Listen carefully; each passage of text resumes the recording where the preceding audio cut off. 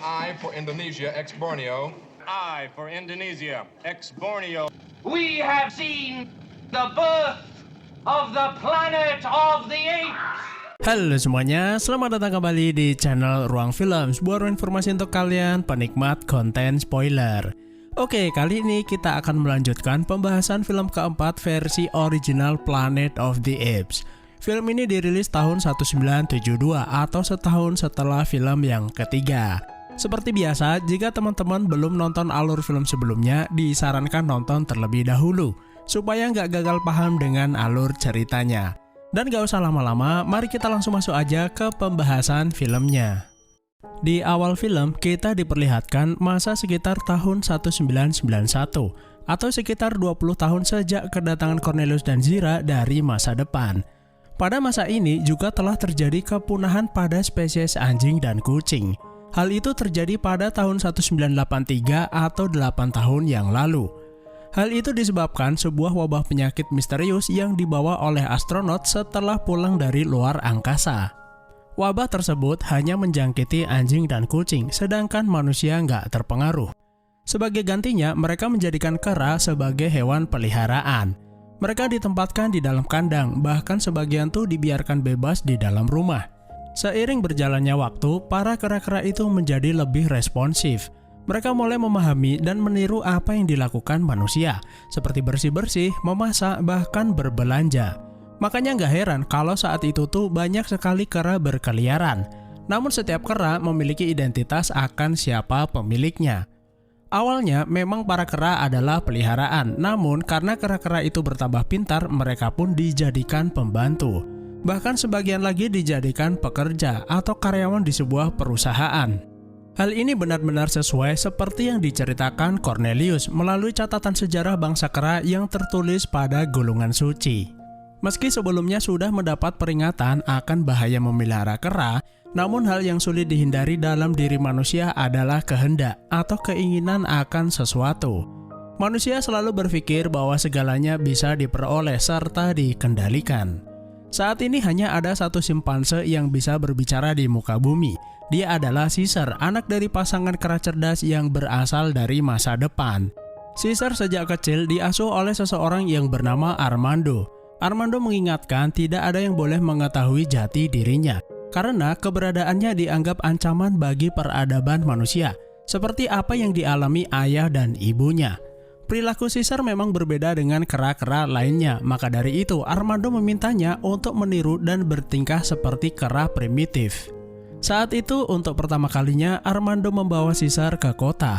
Ia melihat kalau para kera itu diperlakukan seperti budak, bukan sebagai hewan peliharaan. Bahkan mereka dijadikan pekerja.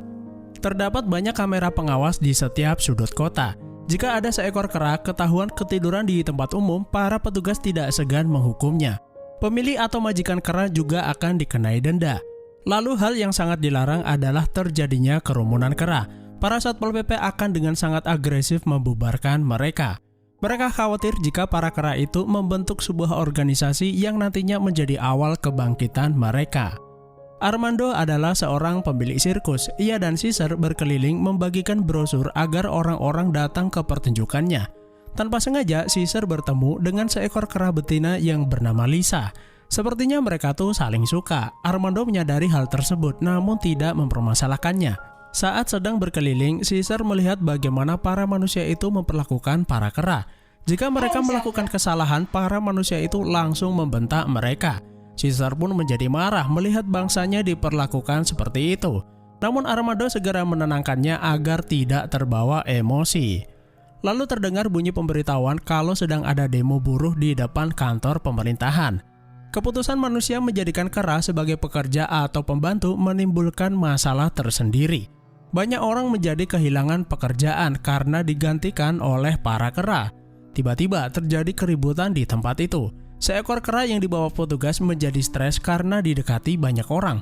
Ia berusaha melepaskan diri, namun petugas malah memukuli dan memperlakukannya dengan kasar. Seorang asisten gubernur yang bernama McDonald menghentikan aksi petugas itu. Ia adalah salah satu orang yang tidak suka manusia memperlakukan kera dengan kasar. Kemudian petugas memberi suntikan agar kera itu menjadi tenang. Melihat itu, Caesar menjadi emosi dan berteriak memaki petugas di tengah kerumunan. Petugas itu pun langsung mendatangi Armando lalu bertanya apakah dia yang mengatakannya. Karena terpojok, Armando pun mengiyakan. Namun beberapa orang bilang kalau kera miliknya yang berbicara. Armando kemudian menirukan suara Caesar dan membuat seorang petugas percaya, namun sebagian tidak mempercayainya. Tiba-tiba kera yang dibius sebelumnya berbuat ulah, petugas pun kembali memukulinya. Caesar memanfaatkan kejadian itu untuk kabur dari sana. Armando pun mengejar Caesar dan menemukannya berada di sebuah tempat. Caesar kemudian berkata kalau ia sangat menyesali perbuatannya. Armando pun meminta Caesar untuk menenangkan diri. Namun yang menjadi masalah adalah kejadian itu akan membuat polisi mencari Armando. Armando harus membuat pernyataan maaf secara resmi di kantor polisi. Jika tidak, para polisi itu akan semakin curiga terhadap Caesar. Armando meminta Caesar menunggu sampai malam. Ia mengatakan tidak ada yang perlu dikhawatirkan. Namun jika para polisi melakukan penahanan, Armando meminta Caesar pergi ke pelabuhan, di mana di sana terdapat banyak kera yang baru saja diimpor dari luar negeri. Jadi di masa itu sebagian kera memang tidak berasal dari wilayah tersebut, namun dari berbagai negara yang memiliki banyak persediaan kera. Armando meminta Caesar melepas bajunya lalu berbaur dengan kera lainnya agar tidak dicurigai. Caesar sebenarnya tidak ingin berpisah, namun Armando mengatakan kalau ia harus bisa menjaga dirinya sendiri. Setelah itu Armando pergi untuk melapor ke kantor polisi. Insiden yang dialami Armando ternyata dianggap serius. Ia pun diminta untuk langsung menghadap gubernur. Seperti yang diketahui bahwa kera cerdas bisa menjadi ancaman bagi manusia. Terlebih jika ada kera cerdas bisa berbicara.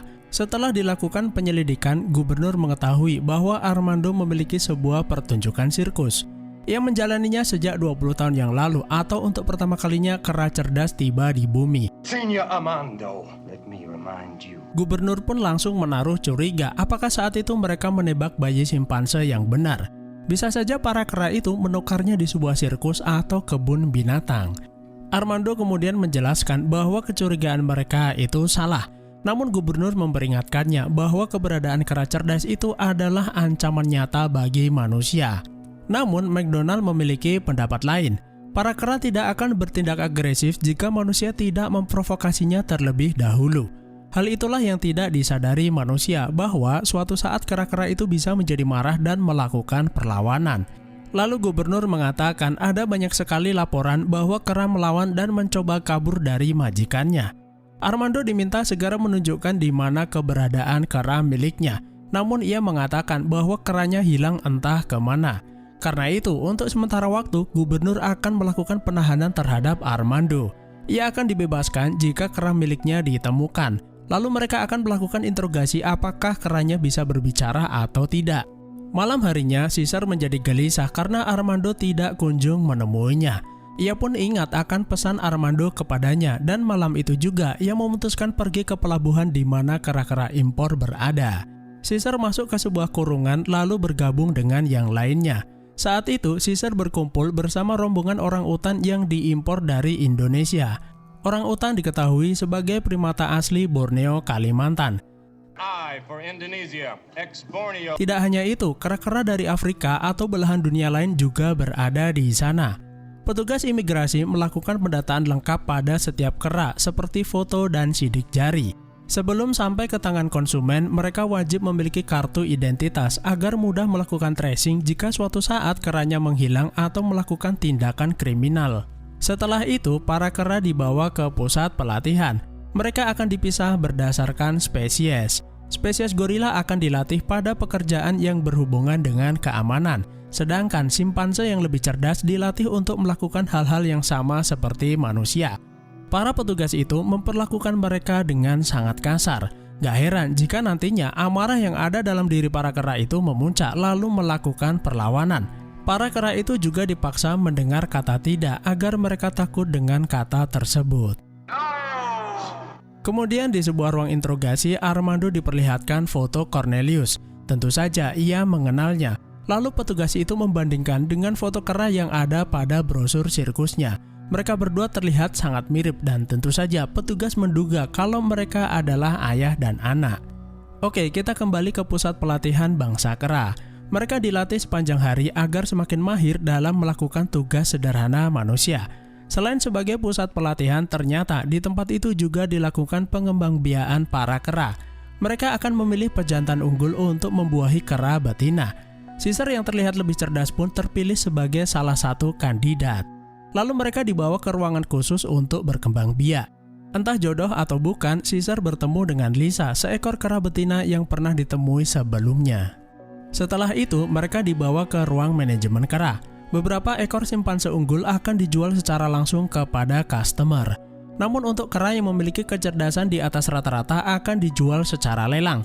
Tentu saja, Caesar dan beberapa di antaranya ada seekor gorila yang sangat terlatih ditawarkan secara khusus. Mereka dijual kepada penawar tertinggi dan kebetulan saat itu acara pelelangan dihadiri gubernur. Gubernur melihat perilaku Caesar tidak biasa, ia menyukainya lalu memutuskan untuk membelinya. Setelah membayar, McDonald langsung membawa Caesar masuk ke ruang gubernur. Ia mulai diajari menuang sebuah minuman, namun Caesar nampaknya masih berpura-pura bodoh. Karena itu, gubernur sedikit kecewa mengapa ia terlihat biasa saja. Padahal, setiap hari gubernur menerima laporan mengenai perkembangan IQ para kera yang semakin hari semakin cerdas. Lalu gubernur mengambil sebuah buku, membukanya secara acak lalu menunjuk sebuah kata. Ia meminta kera miliknya melakukan hal yang sama dan gubernur akan memberinya nama sesuai dengan kata yang ia tunjuk. Caesar membuka buku itu lalu menunjuk sebuah kata yang bertuliskan Caesar. Caesar, a king. Gubernur tidak pernah menyangka kalau ia akan memiliki pelayan kera bernama Caesar. Setelah itu, ia meminta McDonald untuk membawanya ke ruang berkas agar bisa diajari beberapa pekerjaan dasar. Ternyata di sana ia juga bertemu Lisa. Lisa sudah sejak lama bekerja di kantor gubernur. Dan by the way, Lisa ini termasuk kera yang lumayan cerdas, dan karena ia kera betina, ia cukup mendapat perlakuan baik di tempat tersebut. Sementara itu, para penyidik melakukan pemeriksaan ulang terhadap Armando. Ia akan dibebaskan, namun sebelumnya penyidik akan memberi beberapa pertanyaan terakhir. Mereka juga akan menggunakan sebuah alat tes kejujuran yang akan membuatnya berkata sejujurnya. Armando mulai nggak tenang, ia memutuskan melawan petugas lalu loncat dari jendela. Dan seketika Armando tewas karena jatuh dari lantai atas. Gubernur yang mendengarnya menjadi marah. Ia yakin bahwa Armando benar-benar menyembunyikan sesuatu. Ia memutuskan bunuh diri saat mengetahui kebohongannya akan terbongkar. Caesar yang saat itu berada di sana mendengar apa yang dikatakan gubernur. Armando sudah ia anggap sebagai orang tua sendiri, sosok manusia yang merawatnya sejak bayi. Mengetahui Armando telah tiada, Caesar pun menjadi sedih. Malam itu Caesar pergi keluar, ia menangis dan marah atas insiden yang dialami Armando. Keesokan harinya, Pusat Informasi Kota memberitahu bahwa beberapa ekor kera berkumpul di beberapa bangunan kosong. Mereka adalah para kera yang tidak lagi diurus majikannya atau bisa juga disebut dengan hewan liar. Para Satpol PP pun harus berjuang lebih keras. Jika tidak, kera-kera yang tidak terurus ini akan berubah kepribadiannya dan dikhawatirkan akan menentang manusia. Mereka sebenarnya memiliki sebuah tempat untuk menampung kera gelandangan, namun tempat itu sudah penuh sesak. Sejak mendengar informasi tersebut, Caesar mendatangi mereka. Ia meminta para kera-kera itu mengumpulkan berbagai macam benda yang bisa digunakan sebagai senjata. Seperti benda-benda tumpul, golok, bahkan bahan mudah terbakar. Caesar juga melatih mereka untuk menggunakan benda-benda tersebut. Mereka akan menggunakannya untuk melakukan kudeta. Kawanan kera berbaju merah adalah spesies gorila. Mereka lebih kuat, bahkan di pusat penelitian mereka sudah dilatih untuk hal-hal yang berbahaya. Mereka pun didapuk menjadi prajurit. Sedangkan kera berbaju hijau adalah kera keturunan simpanse yang lebih cerdas dan mereka akan membantu membuat strategi. Setiap hari Caesar jalan-jalan di kota. Caesar mendatangi para kera yang sedang bekerja. Ia memberi sebuah kode agar kera-kera itu melakukan tindakan pembangkangan lalu bergabung dengannya. Caesar merasa bahwa tindakan manusia sudah melewati batas dan sudah saatnya bangsa kera melakukan perlawanan atas perbudakan yang dilakukan manusia. Caesar membuat sebuah bangunan kosong yang tidak diketahui manusia sebagai markas mereka.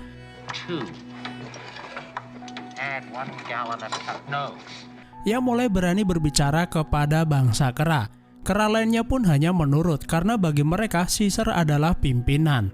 Tentu saja gubernur tidak tinggal diam. Ia memerintahkan staf dan jajarannya untuk melakukan penanganan sejak dini. Mereka melakukan pendataan dan identifikasi ulang terhadap kera-kera yang menghilang. Kera pembangkang itu harus segera ditangkap lalu dibawa ke pusat rehabilitasi. Saat melakukan penyelidikan, Kepala Keamanan Negara menyadari ada keanehan. Ia menemukan sebuah catatan imigrasi di mana ada seekor simpanse diimpor dari Borneo, Kalimantan. Tidak seharusnya simpanse itu ada dalam rombongan tersebut karena tidak ada simpanse di sana. Mereka langsung menghubungi pihak imigrasi bahwa kargo dari Indonesia berisi 3 orangutan dan 1 simpanse. Petugas di sana langsung melacak identitas kera tersebut lalu memberitahu bahwa kera tersebut terjual kepada gubernur. Yes, sir. That chimpanzee was sold to Governor Breck. Gubernur pun menjadi marah. Ia sangat yakin kalau kera yang dibelinya adalah kera yang ia cari selama ini. Caesar saat ini masih berada di tempatnya bekerja. Ia berpura-pura bahwa ia hanyalah kera biasa. Namun gubernur yang sudah curiga terhadap asal-usulnya memerintahkan McDonald untuk membawanya ke ruang interogasi. Tanpa diduga, McDonald berbohong kalau ia tidak melihat Caesar, lalu mengatakan kalau ia akan pergi mencarinya. McDonald adalah seseorang yang peduli terhadap binatang. Ia memiliki firasat tidak baik terhadap kera tersebut lalu membawanya pergi. McDonald berbicara sendiri. Seandainya ada cara untuk berkomunikasi, maka mereka akan saling mengerti. I understand, Mr. McDonald. Tanpa diduga, Caesar menjawab pertanyaannya. McDonald pun dibuat terkejut. Ia tidak menyangka kera yang bersamanya adalah kera yang dicari selama ini. Bahkan selama ini, McDonald meyakini bahwa kera tersebut telah mati 20 tahun yang lalu. Caesar kemudian berkata kepada McDonald bahwa perilaku keji terhadap bangsa kera harus dihentikan. Ia akan melakukan revolusi dan memaksa manusia mengerti bahwa yang mereka inginkan hanyalah kebebasan. Caesar juga mengetahui tidak semua manusia itu jahat, namun hanya sebagian kecil. Tiba-tiba McDonald mendengar ada suara langkah kaki mendekat, lalu ia meminta Caesar untuk segera pergi keluar. Kepala Keamanan Negara bertanya kepada McDonald apakah ia sudah menemukan Caesar. McDonald mengatakan bahwa Caesar menghilang sejak pagi hari. Sayangnya, usaha kabur Caesar sia-sia. Ia kurang berhati-hati lalu ditangkap petugas yang sedang berpatroli. Mereka langsung membawa Caesar menuju ruang interogasi. Caesar diletakkan pada sebuah mesin listrik dan mereka akan menyetrumnya sampai ia mau mengucapkan sesuatu. Dan akhirnya Caesar menyerah lalu mengucapkan sepatah kata. Sambil melihat ke arah McDonald, Caesar meminta agar manusia itu tidak menyiksanya. Kemudian McDonald pergi keluar ruangan. Tanpa ada yang curiga, ia pergi ke ruang kendali tenaga. Diam-diam ia mematikan aliran listrik pada alat tersebut. Meskipun masih menyala, namun tidak ada aliran listrik yang tersalur pada mesin itu. Kemudian petugas diminta untuk menyetrumnya sampai tewas. Kepala Keamanan Negara menunjukkan surat perintahnya. Petugas itu pun menurutinya. Ia menaikkan tegangan listrik, namun sepertinya jarum tegangan listrik tetap menunjuk pada angka 0. Dan petugas itu tidak menyadarinya. Caesar melihat hal tersebut, lalu ia berteriak berpura-pura kesakitan. Setelah semua orang pergi dari sana, Caesar bangun lalu menyerang petugas yang masih membereskan peralatannya. Setelah itu, Caesar kabur dari sana lalu kembali ke markasnya. Setelah sampai di sana, Caesar memberi kode kepada para kera bahwa sudah waktunya mereka beraksi. Malam itu juga, Caesar dan rombongan kera menuju pusat pelatihan untuk melakukan penyerbuan. Para kera mengobrak-abrik tempat tersebut. Para petugas yang berada di sana juga kalah jumlah. Mereka dapat dengan mudah dikalahkan kawanan kera. Sementara itu, di kantornya, gubernur meminta seluruh personel dikerahkan untuk mengatasi masalah tersebut. Jika perlu, membunuh mereka semua. Lalu seseorang memberi laporan kepada gubernur kalau pusat pelatihan dan manajemen kera telah dikuasai. Para kera juga membebaskan kera-kera yang ditahan di sana sehingga jumlah kera yang bebas tidak terhitung jumlahnya. Mereka juga melihat ada seekor kera yang bisa berbicara menjadi pemimpin pemberontak. Para warga kota dihimbau untuk tidak meninggalkan rumah sebelum para kera berhasil ditangani. Setelah berhasil menaklukkan pusat penelitian, para kera itu bergerak menuju kantor pemerintah. Namun aksi mereka dihadang anti huru-hara. Beberapa kera tidak selamat dari tembakan. Namun karena jumlah pasukan kera itu sangat banyak, mereka berhasil melumpuhkan anti huru-hara. Para kera juga merebut senjata mereka untuk melawan balik. Dan akhirnya para rombongan kera itu sampai ke kantor pemerintahan. Tentara militer yang sedang berjaga meminta rombongan itu untuk segera mundur, jika tidak mereka akan menyerang. Caesar dan para kera tidak takut, bahkan beberapa kera sudah mengendap-endap. Lalu mereka melempar bom molotov yang menghalangi pandangan tentara militer. Dan akhirnya terjadi peperangan sengit di antara mereka. Tidak ada yang sanggup menghentikan mereka, bahkan para kera juga berhasil masuk ke sebuah gudang senjata. Mereka beramai-ramai mengambilnya untuk melawan tentara. Keadaan pun menjadi semakin rusuh dan membuat tentara militer semakin terdesak. Caesar dan beberapa kera dari keturunan gorila mulai mencari di mana gubernur berada. Sementara itu, gubernur di ruangannya memerintahkan pasukan mundur untuk menjaga mereka. Namun Caesar dan yang lain sudah sampai ke sana. Mereka berusaha membobol pintu baja ruangan tersebut. Gubernur pun menjadi panik. Jika mereka tidak mampu mengatasi kekacauan ini, bumi akan berubah menjadi planet kera. Dan akhirnya para kera itu berhasil menerobos masuk. Mereka menyerang siapapun yang berada di dalam, termasuk gubernur. Tidak ada yang bisa ia lakukan. Lalu Caesar mengungkapkan kemarahan atas perlakuan manusia terhadap para kera. Ia bertanya apakah para manusia peduli terhadap mereka dan memperlakukan dengan baik seperti kepada anjing dan kucing. Dan kini mereka merasakan akibatnya karena sudah memperlakukan mereka dengan sangat keji. Bukannya menyerah, gubernur yang sangat membenci kera itu malah memprovokasi mereka. Caesar pun menjadi murka yang meminta pasukannya membawa gubernur keluar. Para pasukan kera itu sudah bersiap untuk menghabisinya. Caesar, this is not how it was to be. Lalu McDonald yang pernah menolong Caesar berkata, tidak seperti ini caranya, kekerasan akan melahirkan kebencian dan begitu seterusnya. Caesar mengatakan sudah menjadi haknya sebagai budak memperlakukan manusia dengan keji. McDonald meminta Caesar menunjukkan rasa kemanusiaan, namun Caesar tidak peduli karena ia bukan keturunan manusia. Bahkan suatu hari nanti kera dari 5 benua akan menirunya lalu menguasai dunia. Caesar dan kera lainnya adalah sesama bangsa kera, sudah pasti mereka memiliki kecerdasan yang sama. Caesar juga mengingatkan bahwa manusia nanti binasa karena ulah mereka sendiri. Suatu ketika, sebuah bencana besar akan menimpa mereka, di mana lautan menjadi mati dan daratan menjadi tidak berguna. Di saat itulah, bangsa kera akan membangun peradabannya sendiri. Mereka akan memiliki pasukan militer sendiri, bahkan agama mereka sendiri.